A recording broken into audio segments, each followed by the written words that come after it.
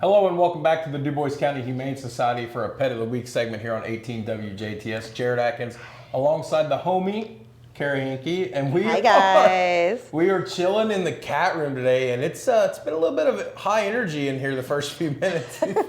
We've got one cat trying to climb out windows, another cat's afraid to come out, and then we've got this little cute little love ball here. Yes, we do. So we have Syrup with us today. He is, an 11-month-old orange tabby cat that is ready for their forever home. He has been fixed, he is up to date on vaccines, and he is in the free roaming room hanging out with some other cats.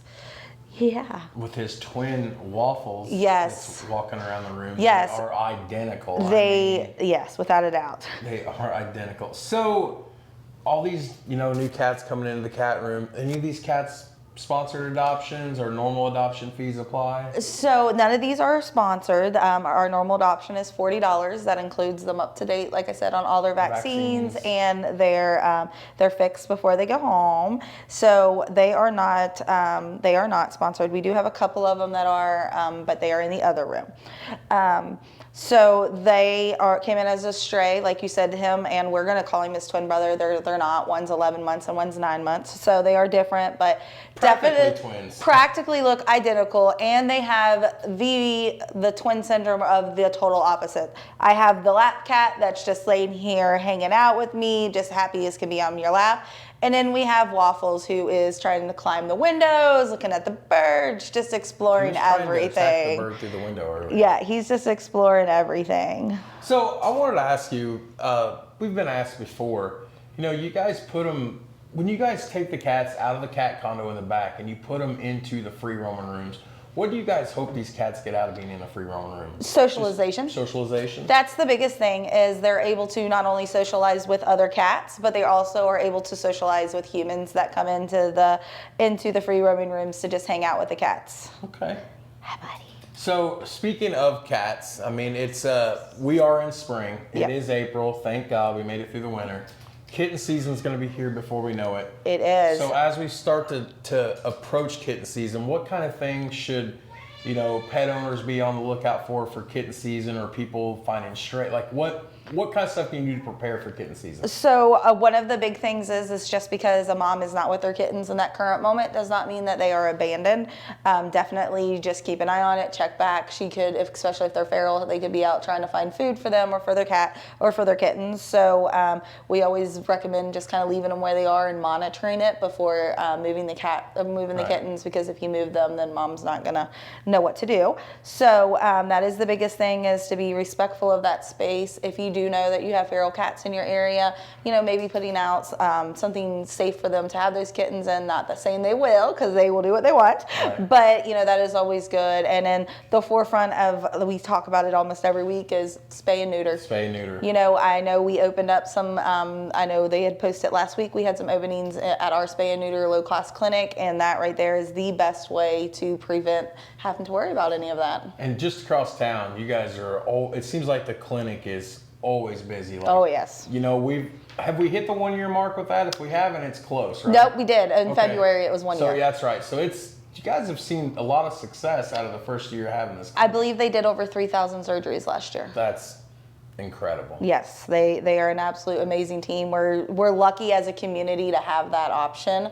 It's not only helping, your pet cats, your pet animals, but also the ferals, because they do a feral cat trap package that will help those feral cats also.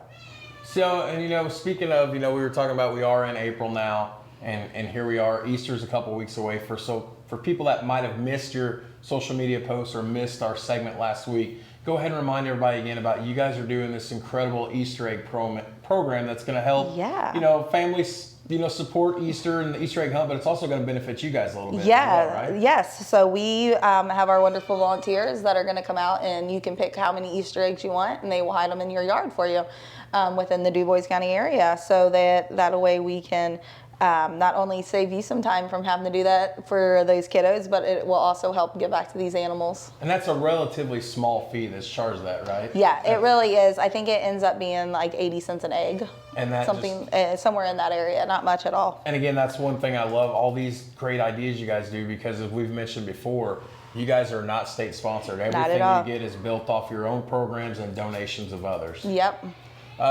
Moving forward, again, as another reminder, coming up next month, I believe, is the Adopt-a-thon, right? Yep, we have. And you're still looking for vendors and volunteers and sponsors and the whole works, right? The whole works, yes, absolutely. And then with the business sponsorships, there's some different levels on there that you can be found on our website also, or they can contact me directly and I can go over that. It's a fun way to promote your business in a different sense rather than just, the normal advertising. Well, and Kara, I got one more question for you before we talk about, as we do every week, our, what are we in need of donation of? You guys have recently started switching around your hours. We've talked about that. Have you guys seen a little more success and socialization with potential Sorry, I scared you. pet adopters with these new hours? Yeah, I believe so. I mean, we've had a great spring break was our kickoff week, and we had a fantastic week. I think we adopted over 20 animals that week, which is huge for such a small facility as we are. And then last week we had a great week. We're just keeping them rolling. I think getting that word out there that we're here a little bit more is always going to help, because people, I get phone calls every day. Okay, I see you open at 3. Nope, we're here. Come see us. So just getting that word out that on Tuesday, Wednesday, Friday, we're here from 12 to 6 now. So come on in and hang out with some animals. Well, you guys have just really been changing things up around We here. really have. Awesome. We really have. And then with that, we're promoting our Dog's Day Out on those hours too. I love Since we're Dog's here Day a Out. lot more, we'd love to get them in a Dog's Day Out. So. Come get them. Take one out for a walk on the river walk. Obviously not right now. No, it's underwater. But, take them out for a pup cup, take them out for a walk. And that brings us to what we do every week, donation-wise. Up on the Dubois County Humane.org website, there you'll find 3 Amazon wish lists filled for both dogs, cats, and miscellaneous items. But every week we pick out one particular item that the Humane Society is in dire need of. And what is that? What is that this week? Bleach. Bleach. We are running super low on bleach, and we use it here and at the clinic. So we go through quite a bit of that for cleaning and making sure all the germs stay away. That's good. Did we miss anything? I don't think so. Man, this one was quick and easy. It was. I don't have any fun names for us to end with today. Waffles. Just Waffles and syrup. Come see them. what kind of combination is that? I love that. Waffles. I don't know. They're not really twins, I swear, but No, they they look could be. identical. Yeah, so. Yes, and then Buffy is our 3rd cat in our free roaming room. Buffy's just chilling. She doesn't want to be a part of it. I know, and she's been here for a while, and we would really, really love to get her a home also. She is more laid back than the twins, as we're calling them. Guys, if you're thinking about adopting but you haven't made the decision yet, go on to the Dubois County Humane.org website. You can find what's available on both the dog and cat side. And if you're still not sure, talk to Kara and the team here about fostering.